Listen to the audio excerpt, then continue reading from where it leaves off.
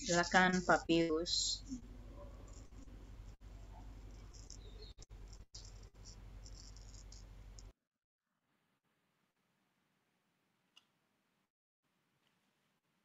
Shalom, selamat malam. Shalom, selamat malam. Saya share screen ya.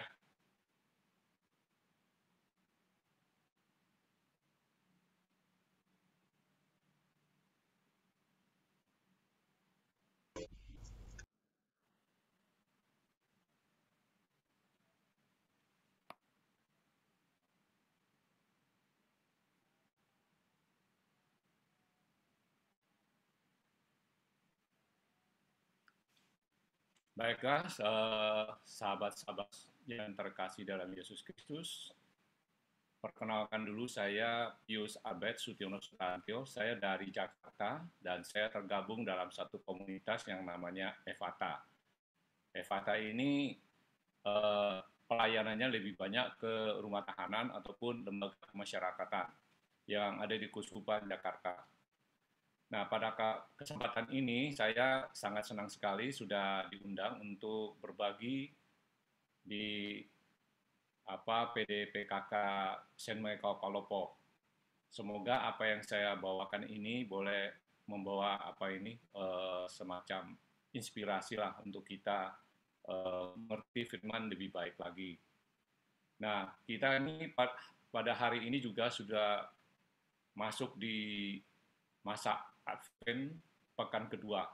Nah, Advent ini juga berasal dari kata bahasa Latin yang berarti kedatangan. Pada masa ini kita menunggu kedatangan Sang Mesias yang akan lahir di tengah-tengah kita.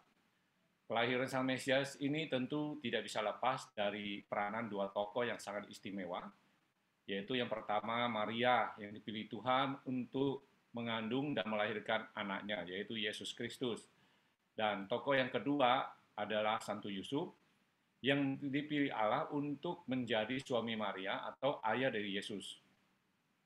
Di dalam kitab suci, kelahiran Yesus Kristus diceritakan melalui dua penginjil. Yang pertama yaitu dari Injil Matius, ini menceritakan mengenai kelahiran Yesus dari sudut pandang Santo Yusuf. Sedangkan Injil Lukas ini menceritakan kelahiran Tuhan melalui sudut pandang Maria. Dan Yusuf dan Maria serta Yesus adalah keluarga kudus di Nazaret. Dan pada kesempatan ini saya ingin mewartakan bagaimana Santo Yusuf ini telah memberikan kita teladan untuk membangun suatu rumah tangga atau keluarga yang harmonis dan kudus. Sesuai arahan dari panitia yaitu Bu Tresia, bahwa malam ini saya akan membawakan tema yang berjudul Sesekali Cobalah Untuk Menerima. Terus terang saja saya juga bingung waktu itu Bu Tresia ini mau menerima apa gitu. Ya akhirnya saya renungkan dan mungkin nanti kita lebih jauh lagi kita melihat kita ini mau menerima apa. Dalam Kamus Bahasa Indonesia, sesekali ini artinya sesekali atau lawan dari sering-sering. Jadi tema ini juga bisa diartikan dengan sekali-sekali cobalah untuk menerima. Kira-kira mau menerima apa? Kalau kita menerima berkat atau duit, jangan sekali-sekali ya, harus sering-sering gitu. Nah, kira-kira mau terima apa? Kita lihat lagi lebih jauh. Nah, kutipan Injil hari ini saya akan ambil dari Injil Matius, bab 1 ayat 18-25. Barangkali ada yang mau membacakan untuk PD ini pada malam ini.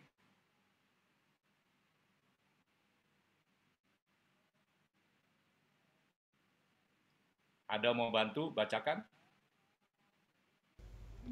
Baik, Pak. Ya, dari Matius 1 ayat 18-25. Kelahiran Yesus Kristus adalah seperti berikut. Pada waktu Maria ibunya bertunangan dengan Yusuf, ternyata ia mengandung dari Roh Kudus. Sebelum mereka hidup sebagai suami istri. Karena Yusuf suaminya seorang yang tulus hati dan tidak mau mencemarkan nama istrinya di muka umum. Ia bermaksud menceraikannya dengan diam-diam. Tetapi ketika ia mempertimbangkan maksud itu, malaikat Tuhan nampak kepadanya dalam mimpi dan berkata, Yusuf, anak Daud, janganlah engkau takut mengambil Maria sebagai istrimu, sebab anak yang di dalam kandungannya adalah dari Roh Kudus. Ia akan melahirkan anak laki-laki, dan engkau akan menamakan dia Yesus, karena dialah yang akan menyelamatkan umatnya dari dosa mereka. Hal itu terjadi supaya genaplah yang difirmankan Tuhan oleh Nabi. Sesungguhnya anak darah itu akan mengandung dan melahirkan seorang anak laki-laki, dan mereka akan menamakan dia Immanuel, yang berarti Allah menyertai kita. Sesudah bangun dari tidurnya, Yusuf berbuat seperti yang diperintahkan malaikat Tuhan itu kepadanya. Dia mengambil Maria sebagai istrinya, tetapi tidak bersetubuh dengan dia sampai ia melahirkan anaknya laki-laki, dan Yusuf menamakan dia Yesus. Demikianlah Injil Tuhan. Terpujilah Kristus. Terima kasih, Bu Nining. Saudara-saudari yang terkasih, pada bacaan Injil di atas, ini diceritakan bagaimana Yusuf dan Maria berencana membangun rumah tangga. Namun, pada saat pertunangan, Yusuf mengetahui bahwa Maria sedang mengandung. Karena pada saat itu, Yusuf belum mengetahui bahwa anak dalam kandungan Maria adalah anak Allah. Maka tentu ia sangat kecewa dan belum bisa menerima kenyataan tersebut. Ia mengalami pergumulan yang hebat, hingga pada akhirnya ia memutuskan untuk mengakhiri hubungan mereka. Namun di sini Yusuf adalah orang yang tulus hati, dan ia sungguh mencintai Maria, sehingga ia tidak mau menyakiti Maria. Ia tetap mau menjaga keselamatan Maria. Karena para masyarakat Yahudi pada waktu itu, kalau ada perempuan yang dituduh berzina, maka ia akan dilempar batu sampai mati. Di sini Yusuf memilih jalan yang lurus. Ia tidak mau mencemarkan nama Maria. Akhirnya ia bicara untuk menceraikannya secara diam-diam. Di dalam pergumulan yang dialami oleh Santo Yusuf, akhirnya Tuhan hadir melalui malaikatnya dan memberi penghiburan dan kekuatan. Tuhan hadir melalui malaikat Tuhan dengan memberi pesan. Dikatakan, Yusuf, anak Daud, janganlah engkau takut mengambil Maria sebagai istrimu, sebab anak yang di dalam kandungannya adalah dari Roh Kudus. Ia akan melahirkan anak laki-laki dan engkau akan menamakan dia Yesus, karena dialah yang akan menyelamatkan umatnya dari dosa mereka. Dari mimpi ini, Yusuf percaya bahwa itu benar-benar pesan dari Tuhan. Dan ia taat menjalankannya, dan kemudian ia mengambil Maria sebagai istrinya. Yusuf menjadi bagian dari penyelamatan umat manusia oleh Allah. Ia tidak tampil sebagai orang yang gila hormat, tetapi ia mampu tampil sebagai manusia yang mau menerima tugas dari Tuhan itu, dan ia mau melayani Tuhan. Ia tidak banyak bicara, tetapi dengan diam-diam, sesegera mungkin, melalui tindakannya, Yusuf menjawab, ya, atas apa yang disampaikan malaikat Tuhan kepadanya. Kesetiaan dan ketaatan Yusuf ini tidak hanya sekali. Kalau kita baca lagi Injil Matius di bab-bab berikutnya, maka terlihat bahwa Yusuf taat mengikuti pesan yang dibawakan oleh malaikat Tuhan. Ia mengambil Maria sebagai istrinya. Itu yang pertama yang tadi, yaitu Matius 1 ayat 24. Yaitu sesudah bangun dari tidurnya, Yusuf berbuat seperti yang diperintahkan malaikat Tuhan itu kepadanya. Ia mengambil Maria sebagai istrinya. Kemudian yang kedua, ia juga membawa Yesus dan ibunya menyingkir ke Mesir setelah mendapat pesan dari malaikat Tuhan melalui mimpi. Dikatakan bahwa maka Yusuf pun bangunlah, diambilnya anak itu serta ibunya malam itu juga, lalu menyingkir ke Mesir. Dan pada pasal mimpi ketiga, ia membawa mereka kembali ke Israel setelah Herodes meninggal. Itu Matius 2 ayat 20 sampai 21. Di sini dikatakan, bangunlah, ambillah anak itu serta ibunya dan berangkatlah ke tanah Israel karena mereka yang hendak membunuh anak itu sudah mati. Kemudian lalu Yusuf pun bangunlah, diambillah anak itu serta ibunya dan pergi ke tanah Israel. Kemudian mimpi yang keempat, pasal malaikat itu kepadanya lagi untuk membawa Yusuf, yaitu Yusuf membawa keluarganya ke daerah Galilea di sebuah kota yang bernama Nazaret. Di sini dikatakan bahwa tetapi setelah didengarnya bahwa Archelaus menjadi raja di Yudea menggantikan Herodes, ayahnya ia takut ke sana karena dinasehati dalam mimpi, pergilah Yusuf ke daerah Galilea. Setibanya di sana, ia pun tinggal di sebuah kota yang bernama Nazaret. Hal itu terjadi supaya genaplah firman yang disampaikan oleh nabi-nabi bahwa ia akan disebut orang Nazaret. Dari cerita kitab suci tadi, kita mengetahui bahwa Santo Yusuf ini ada seorang pelindung keluarga yang luar biasa. Ia adalah orang yang taat dan setia kepada Allah dan terkenal sebagai orang yang tulus hati. Bahkan melalui surat apostolis Santo Fransiskus yang dinamakan Patris Corde, yang berarti dengan hati seorang bapa, dikatakan bahwa Santo Yusuf ini adalah seorang ayah dan pekerja yang tulus, yang melindungi Maria dan Yesus demi menyelamatkan manusia. Dia tidak tampil memamerkan diri, tetapi turut dalam karya keselamatan Allah. Dan kita juga diharapkan mampu meneladani Santo Yusuf untuk berbela rasa kepada sesama, khususnya dengan tulus hati melayani keluarga kita masing-masing. Sekarang coba kita refleksikan ke keluarga kita masing-masing, apakah teladan yang diberikan oleh Santo Yusuf ini sudah kita ikuti. Jika kita kaitkan dengan tema kita pada hari ini, sesekali cobalah untuk menerima. Maka setelah saya merenungkan dengan sikap Santo Yusuf, saya akhirnya mengambil suatu kesimpulan dalam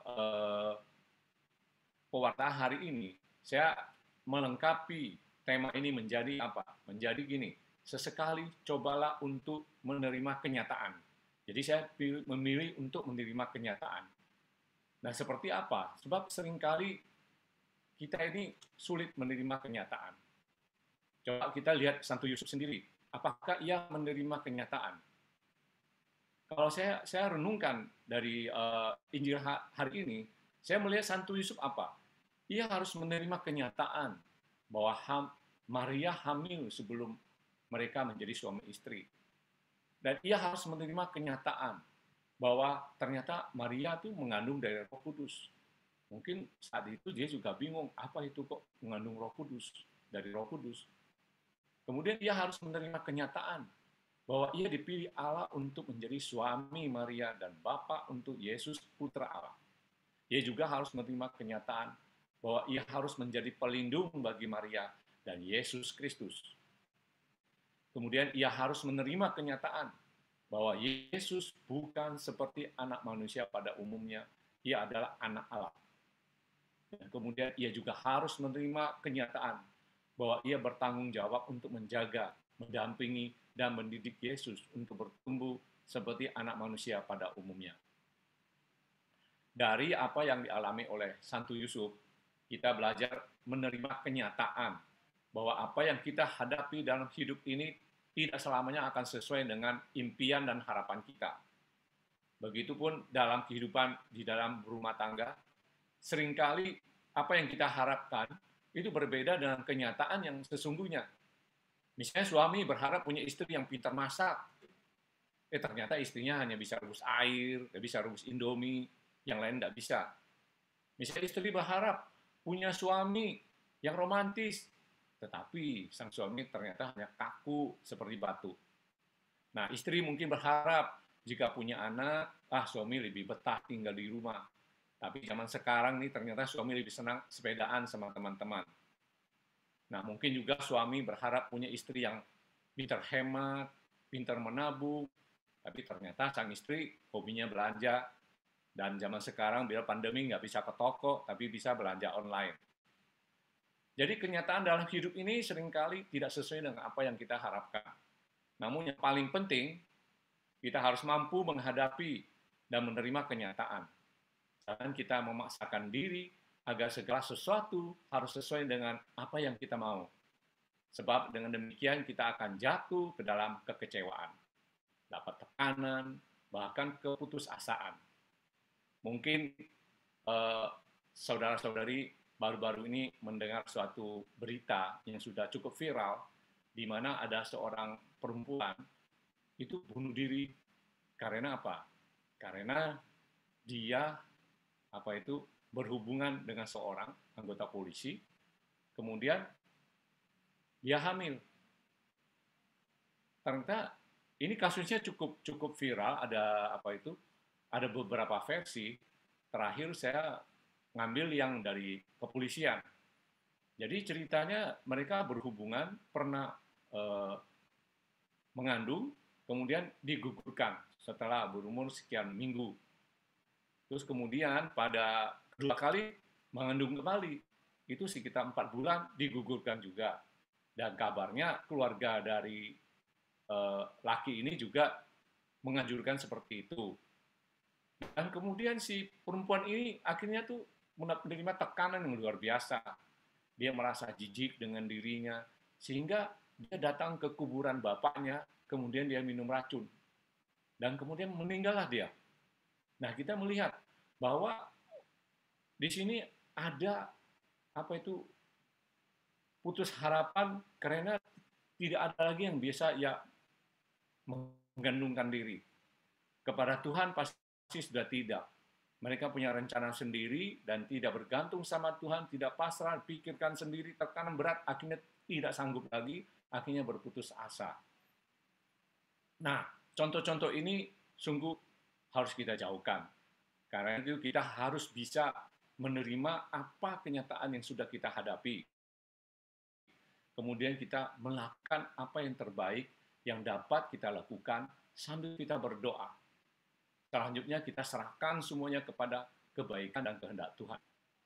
Dengan demikian hidup kita akan menjadi lebih mudah dan akan bisa lebih jalani dengan lebih damai. Sebab sehebat apapun pikiran dan rencana kita yang sudah kita rancang, pada akhirnya pilihan terbaik adalah sikap menerima kenyataan yang ada. Kalau dalam bahasa Jawa, istilahnya nerimo. Nah, menerima kenyataan di sini bukan berarti harus bersikap pasrah dengan tidak melakukan apa-apa. Tetapi di sini kita bersikap berserah diri dengan terus berusaha melakukan yang terbaik dengan selalu melibatkan bimbingan dan kekuatan Tuhan. Seperti yang sering kita doakan dalam doa Bapa kami, datanglah kerajaan-Mu, jadilah kehendak-Mu di atas bumi seperti di dalam surga. Jadi dalam menerima kenyataan di sini, lebih tepat diikuti dengan sikap berserah diri kepada Tuhan melalui kekuatan iman, yaitu dengan menuruti dan mengikuti kehendak Tuhan dalam hidup kita, serta percaya dan menyerahkan diri sepenuhnya pada rencana dan pimpinan Tuhan. Kemudian kita selalu berpikiran positif. Bagaimana dengan Santo Yusuf? Bersikap dan apa yang dapat kita aplikasikan di dalam kehidupan keluarga kita. Dari bacaan Injil Matius, bab 1, 18-25, kita mengetahui bahwa Santo Yusuf ini adalah seorang yang tulus hati, kemudian ia taat dan setia kepada Tuhan.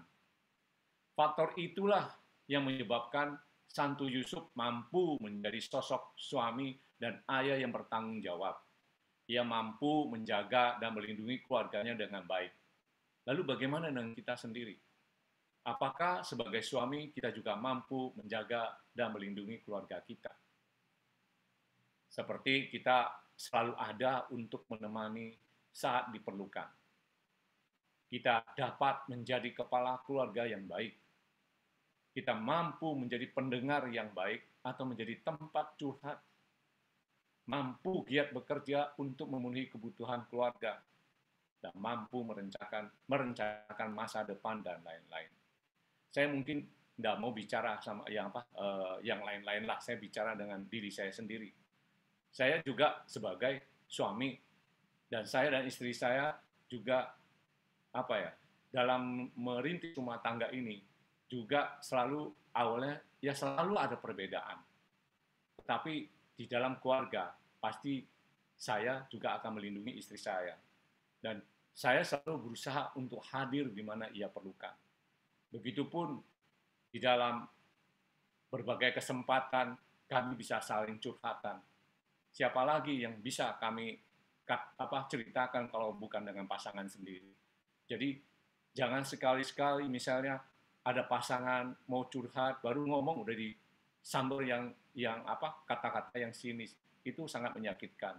Jadi selalu belajar mendengar, kemudian bersama-sama merencanakan apa sih yang terbaik untuk ke depan. Kemudian selanjutnya apakah kita mengasihi dan menghormati pasangan dan keluarga kita seperti Tuhan kehendaki.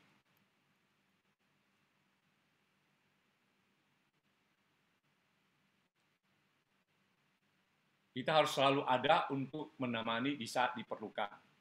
Itu yang tadi yang pertama. Kemudian apakah kita mengasihi dan menghormati pasangan dan keluarga kita seperti yang Tuhan kehendaki.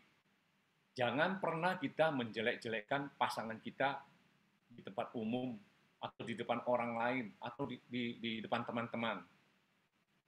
Karena bagaimanapun kita sudah menyatu dengan pasangan kita. Kita jangan membanding-bandingkan dengan orang lain. Misalnya pasangan kita bandingin sama orang lain, ya tidak etis lah, jangan. Ataupun anak kita bandingin dengan anak orang lain juga jangan. Itu biasanya kalau anaknya tahu atau yang tahu pasti menyakitkan. Kemudian menghormati saran dan pendapat dari pasangan kita ataupun dari anggota keluarga kita. Kemudian kita mampu menerima kekurangan maupun kelebihan dari pasangan kita dan anggota keluarga kita. Jadi kita bisalah menerima apa adanya. Kemudian berikutnya itu, apakah kita mampu berkorban untuk pasangan hidup dan keluarga kita. Caranya itu misalnya kita siap menjadi penolong tanpa diminta, mengutamakan pasangan daripada diri sendiri, atau selalu mengutamakan kepentingan keluarga. Dan selalu ada waktu untuk keluarga, tidak pelit atau hitung-hitungan dengan pasangan atau keluarga. Kalau dalam rumah tangga saya sendiri, boleh dibilang udah banyak hal, istri saya selalu mendahulukan saya. Kalau ada barang makanan enak, pasti dia kasih saya dulu.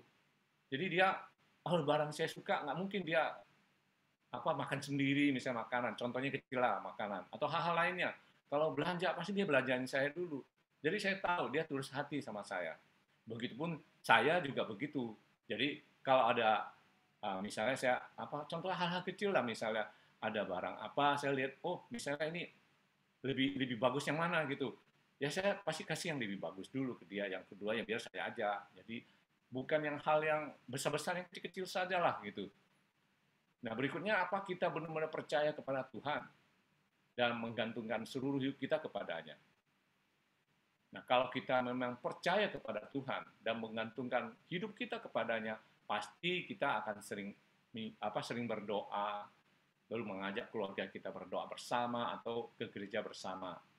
Atau kita itu menyediakan waktu untuk membaca firman, kemudian kita juga mendidik keluarga kita untuk mencintai dan mengandalkan Tuhan, dan selalu melibatkan Tuhan dalam menghadapi setiap peristiwa dalam hidup, dan tidak mencari pertolongan kepada orang pintar atau dukun istilahnya.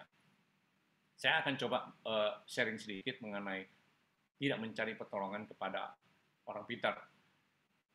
Beberapa hari ini, saya itu dihubungi saudara saya. Ada temannya itu ke Bali, habis itu bicaranya ngaco istilahnya. Seperti orang kerasukan. Terus dia tanya, apa ada ini promo yang kamu kenal buat didoakan? Katanya. akhirnya saya cari-cari, saya pikir udah kasih aja pendoa dari beberapa komunitas di Jakarta, kan ada yang pendoa juga. Akhirnya pendoa, oke, datang ke rumahnya. Datanglah mereka berdoa. Ternyata orang tua dari si cewek perempuan, temannya ini perempuan, itu memang suka pergi ke orang pintar. Jadi mereka dari dulu kalau ada masalah cari orang pintar, padahal mereka Katolik.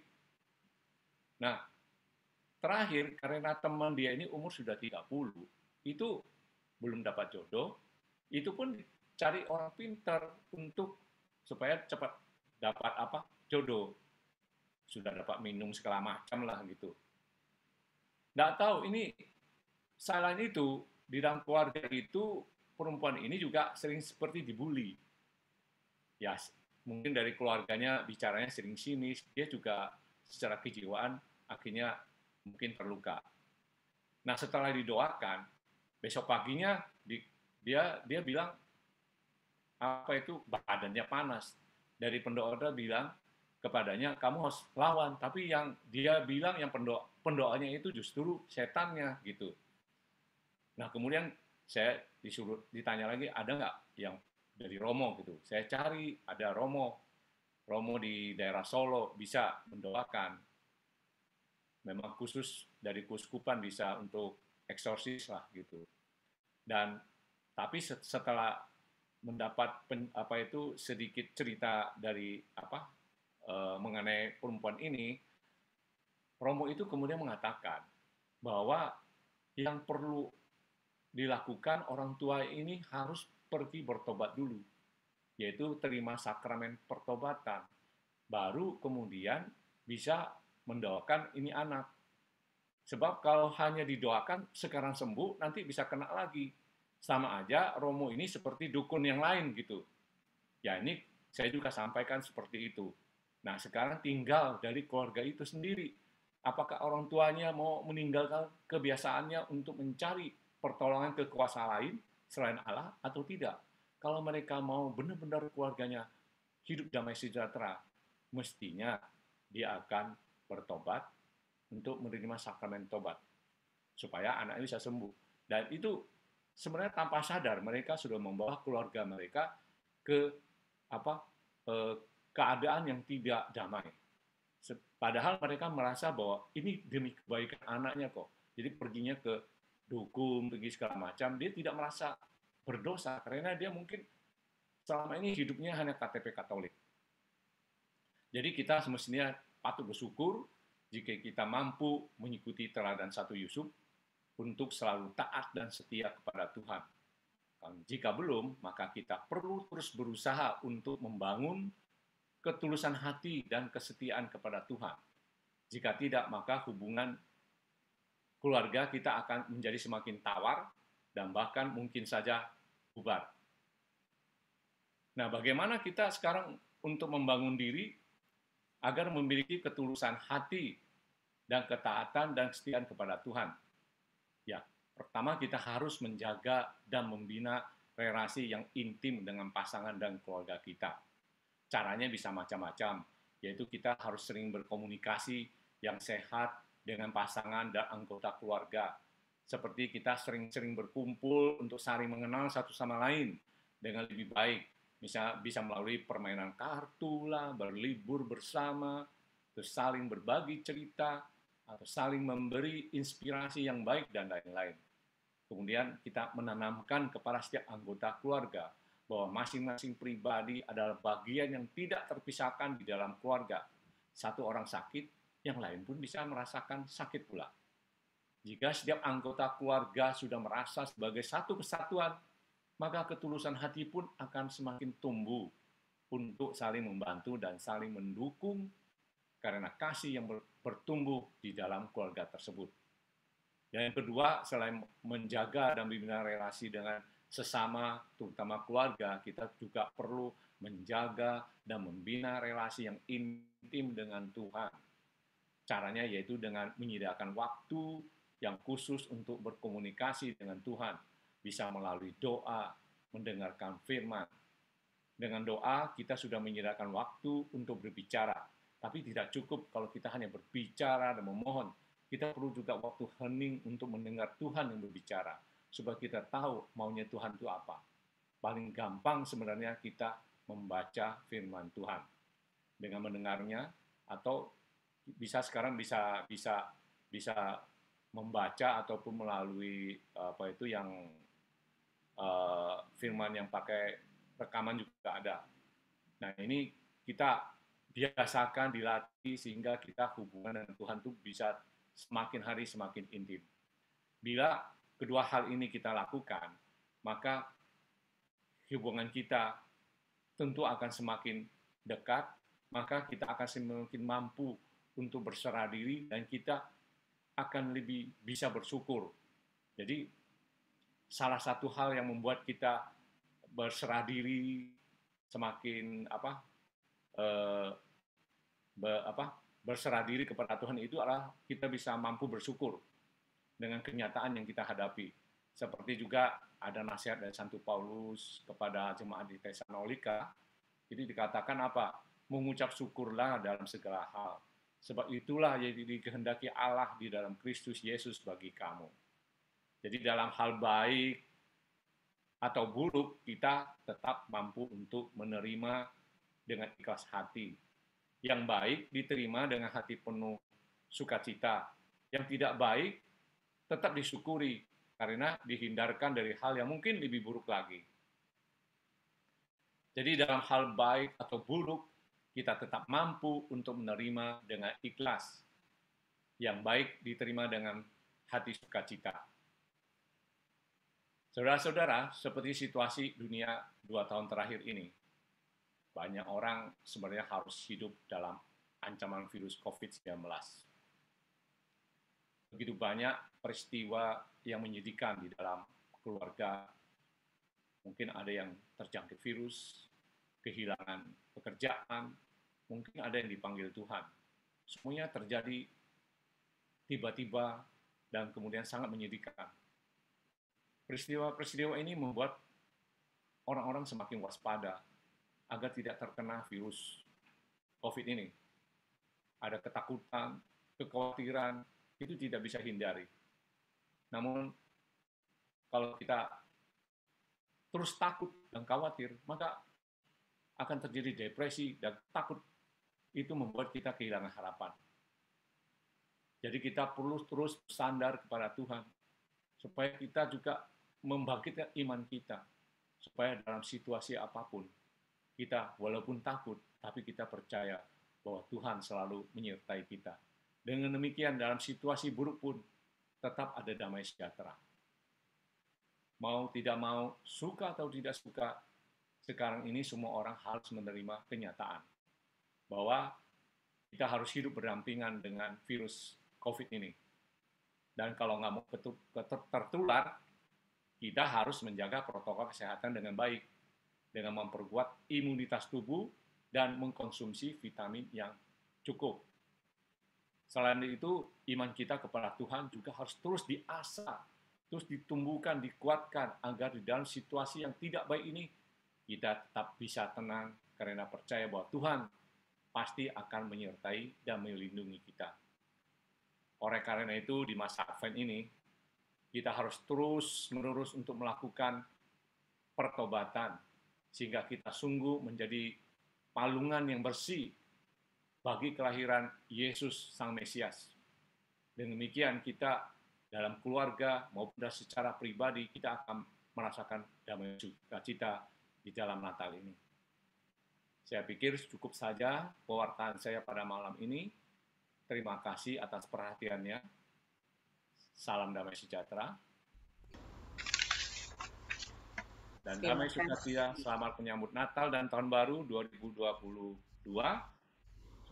Semoga kita semua selalu diberkati dan dilindungi oleh Allah yang Maha Kuasa. Amin. Amin. Terima kasih Pak Pius buat firman-Nya, sungguh menguatkan ya.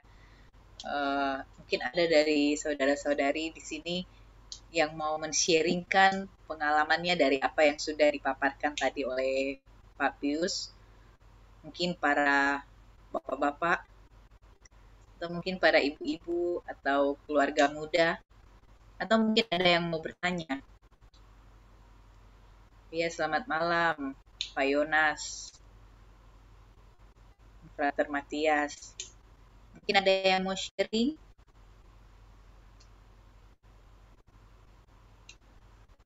Oh, Wirna, ya. Silakan Wirna, boleh dibuka kameranya juga dong biar kita bisa lihat. Silakan kalau mau sharing atau bertanya.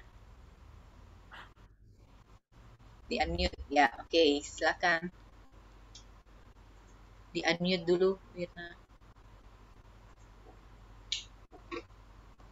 Halo, selamat malam. Shalom. Shalom. Terima kasih Pak Pius untuk materi yang sangat bagus, untuk sharingnya juga bagi kami, secara khusus bagi kami keluarga muda. Sangat saya sayangkan kenapa tadi suami tidak ikut biar dengar sharingnya Bapak. Ada di sebelah, hanya saya pakai headset jadi dia tidak dengar. Terima kasih buat materinya, sangat-sangat menyentuh bagaimana materi atau firman pada malam hari ini tentang bagaimana menerima kenyataan. Saya cuma mau sharing tentang keluarga saya, secara khusus orang tua saya, bapak saya yang Agustus kemarin tepat 1 tahun tangannya diamputasi karena kecelakaan, dan itu membuat saya teringat bagaimana saya memang harus menerima kenyataan untuk melihat bagaimana orang tua saya sungguh-sungguh mendapat pergumulan yang besar. Jadi saya teringat waktu itu pas 17 Agustus pulang misa, tiba-tiba dapat telepon bahwa bapak saya kecelakaan. Kebetulan bapak saya sopir dan waktu itu perbaiki mobil. Tiba-tiba dongkrak mobilnya itu patah dan bak mobilnya itu tertimpa di tangan bapak saya. Jadi semua beban mobil itu di tangan bapak saya waktu itu. Jadi tangan bapak saya hancur karena masuk di dalam dongkrak. Dan itu betul-betul membuat saya terpukul. Kenapa setelah misa ternyata dengar kabar yang betul-betul waktu itu berada di titik terendah dalam hidup menurut saya. Tapi 1 tahun itu membuat saya kembali berbenah diri, melihat bagaimana penderitaan orang tua saya, secara khusus Bapak. Dan sampai sekarang memang masih trauma Pak. Karena betul-betul kalau lihat kendaraan itu masih trauma, saya belum bisa menerima kenyataan. Terkadang saya waktu awal menyalahkan Tuhan, kenapa ini bisa terjadi, tapi saya mohon doa dukungannya, semoga ya seiring berjalannya waktu trauma saya bisa hilang dan lebih dikuatkan lagi secara khusus dalam pergumulan ini. Ya, demikian sharing dari saya. Terima kasih. Ya, terima kasih Wirna. Ya, kadang-kadang kita mungkin kadang bertanya ya, Tuhan, ini kok ada kecelakaan seperti ini, padahal saya ini loh baru pulang gereja, saya ini loh melayani. Kenapa kok ada seperti ini? Kalau kayak gitu, gimana Pak Pius? Ya, seperti yang saya katakan tadi, bahwa apa yang Paulus katakan kepada umat di Tesalonika itu bersyukur dalam segala keadaan. Artinya kalau kita sedang dapat sukacita, ya kita bersyukurnya dengan sukacita. Tapi kalau kita dapat sesuatu yang tidak baik, kita bersyukur juga bahwa kita dapat, nggak mungkin sudah dapat begini, mungkin aja ada yang lebih buruk lagi nggak terjadi. Itu juga kita bersyukur.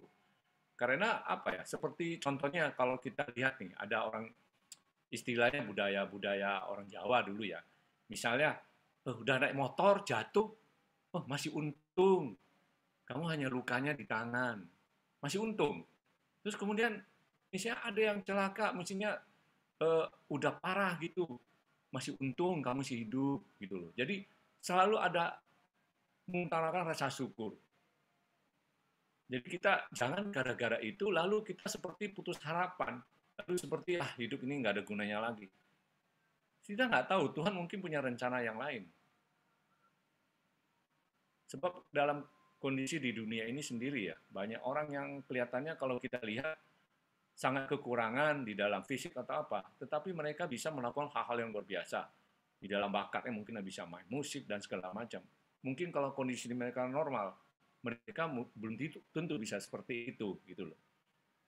Jadi saya pikir betul, kita harus belajar bersyukur dalam setiap keadaan. Mungkin itu sulit, tapi kalau kita sanggup, maka itu akan bawa sukacita di dalam hidup ini. Saya pikir demikian. Ya, amin. Nah, jadi apapun kondisi hidup kita, baik yang menyenangkan maupun tidak menyenangkan, belajar untuk bersyukur. Ya, walaupun bersyukur itu mungkin susah dan sepertinya hal yang kecil, tapi rata-rata orang susah untuk bersyukur. Ya, mungkin ada lagi yang mau sharing. Mungkin dari Devi, Nana. Shalom. Shalom, Nana. Shalom. Sorry nggak bisa nyalain kamera lagi ini anak-anak. Oke, silakan. Kalau makasih Pak Pius hari ini untuk sharingnya, untuk materinya. Nah, suka tadi waktu terakhir dengar yang 1 Tesalonika ayat bab 5 ayat 18.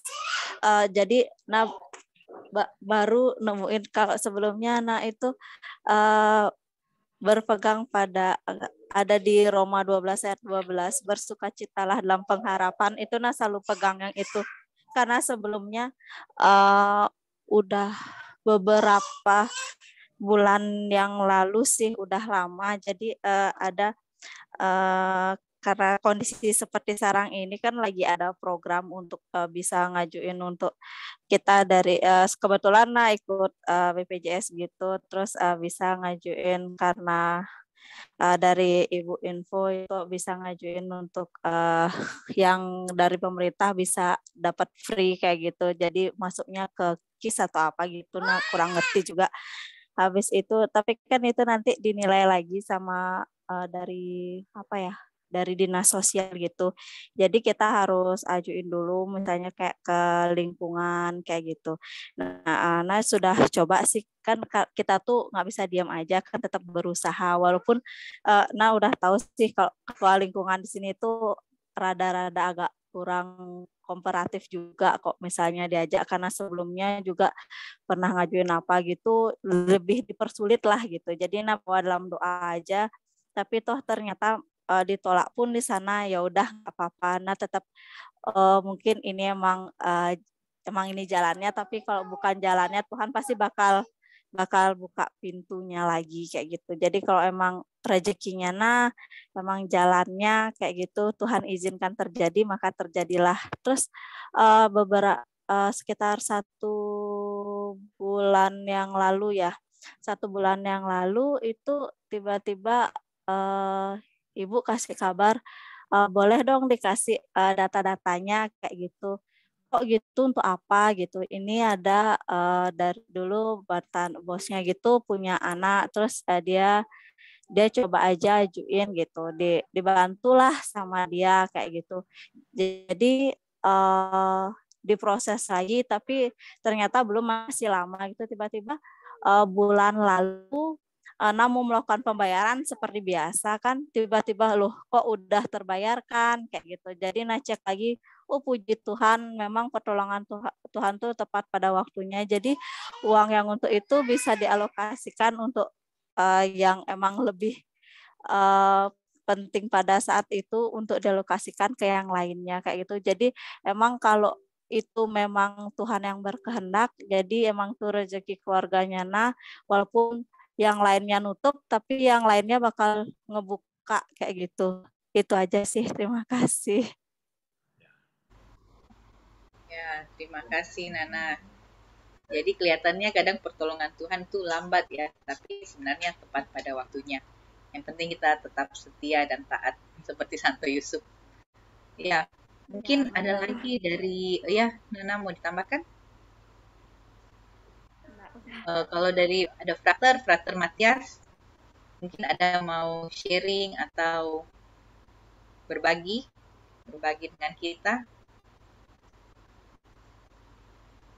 Atau Ibu Indra?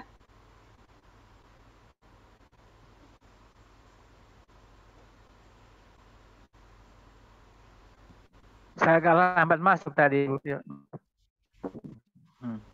ini kita cerita tentang Santo Yusuf, teladan Santo Yusuf. Menurut Frater, apa yang perlu diteladani dari Santo Yusuf?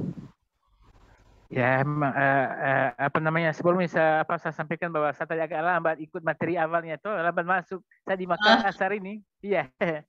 Tapi intinya ya itu tadi kesederhanaan itu, ya. Santo Yusuf tuh, keteladanan kesederhanaan itu, ya.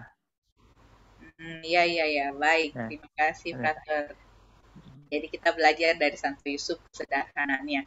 Mungkin dari Pak Jimmy.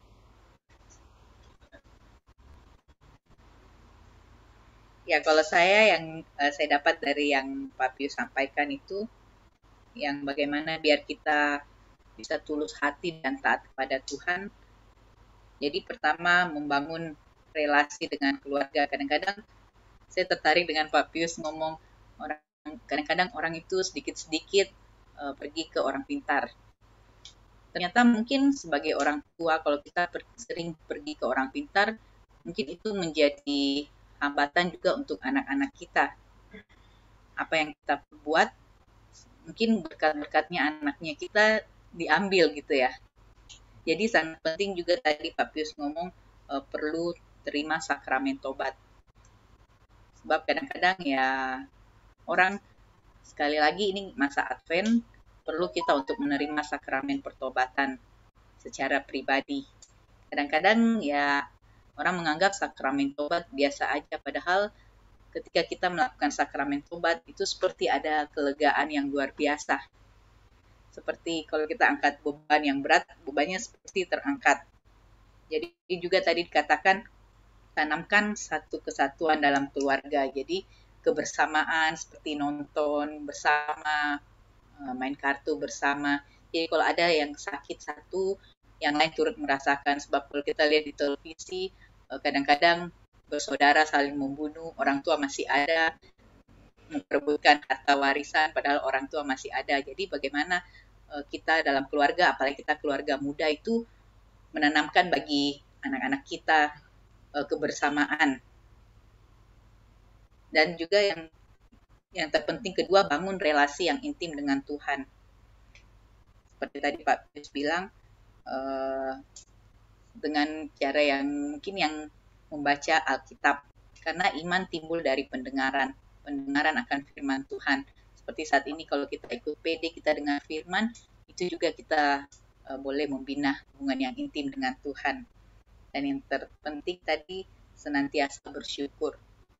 Tadi yang share-nya Wirna, seperti dia bapaknya mengalami begitu, terus dia tidak terima, saya teringat akan ceritanya Santo Paulus. Santo Paulus itu hebat kan, dia sering menyembuhkan sapu tangannya, ya sapu tangan apa bayangan kena orangnya bisa sembuh, tapi dia sendiri sakit epilepsi. Kok bisa menyembuhkan orang sementara dia sendiri tidak bisa menyembuhkan? Tapi Tuhan bilang, di dalam kelemahanmu kuasaku menjadi nyata. Jadi mungkin ada juga maksud Tuhan bagi Wirna. Jadi dalam kelemahanmu kuasa Tuhan akan nyata. Mungkin ada yang mau ditambahkan Pak Pius? Saya sih bicara, saya udah banyak ya. Dan di keluarga ini memang ya macam-macam lah, setiap keluarga pasti punya cerita-ceritanya sendiri. Saya kalau mau mungkin sharing sedikit lagi lah saya mengenai keluarga ya. Saya sama istri saya, kami hanya hidup berdua. Kalau setiap pasangan, pasti kan ingin punya anak ya, ada pasti ya. Apalagi pasangan-pasangan muda, kalau misalnya baru menikah, pasti ada yang nanya, kapan punya momongan? Tiap ketemu, pasti ada yang bicara begitu. Mungkin lama-lama kalau belum ada, stres itu. Dan saya juga mengalami sebenarnya kayak hal beginian. Akhirnya apa? Kami berdua dulu cari dokter lah, inilah, sampai cari berobat kemana-mana. Tapi ya, nggak ada hasil. Terus kami ya lebih, akhirnya saya tuh mendekatkan diri lah, kami berdua mendekatkan diri ke Tuhan. Tapi lama-lama ya sebenarnya nggak berasa, kami bisa lega, udahlah kita hidup berdua aja.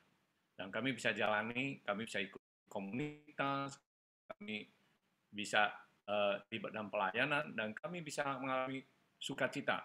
Jika dulu saya berpikir bahwa, aduh, kalau nggak punya anak nanti saya tua gimana ya? Siapa yang mau menemani saya, siapa yang menjaga? Tapi pikiran itu akhirnya enggak lagi. Sekarang justru saya pikir, yang tua yang sama saya itu cuma pasangan saya aja. Anak sekarang pun, model sekarang baru punya banyak anak, kalau sudah besar, kerja, orang tuanya juga ditinggalin tuh. Saya melihat banyak orang-orang yang sudah begitu umur, tapi anak-anaknya banyak, tapi dia tinggal sendiri juga. Jadi apa yang saya pikirkan dulu ternyata tidak benar. Jadi saya tetap bisa menjalani hidup ini dengan baik dengan istri saya. Kami saling mengisi, kami berdua, dan syukur Tuhan tuh kasih ponakan-ponakan yang begitu dekat dengan kami. Jadi kami bisa jalan-jalan sama ponakan dan sebagainya. Jadi saya cuma bersharing sama pasangan-pasangan muda. Jangan stres kalau misalnya belum dapat momongan. Tunggu aja, Tuhan pasti kasih. Ya kan? Kalau Tuhan mau kasih, pasti kasih. Kalau enggak, ya hidup berdua aja. Nikmati hidup ini. Sukacita, bersyukur, itu saja. Kalau bisa melayani, ikutlah melayani. Itu akan lebih sukacita lagi. Kira-kira gitu. Wah, luar biasa firman hari ini dan juga sharing-sharing dari teman-teman dan juga Bapak Pius ya, sungguh sangat menguatkan. Terima kasih Pak untuk malam hari ini. Terima kasih buat kebersamaannya, juga buat Bapak Ibu yang lain. Terima kasih. Sungguh semoga seperti tadi kata Pak Pius, mungkin ketika kita bersyukur kepada Tuhan, kita mau melayani sesama kita sebagai wujud syukur kita kepada Tuhan. Baik, untuk malam hari ini kita akan lanjut dengan pengumuman dan beberapa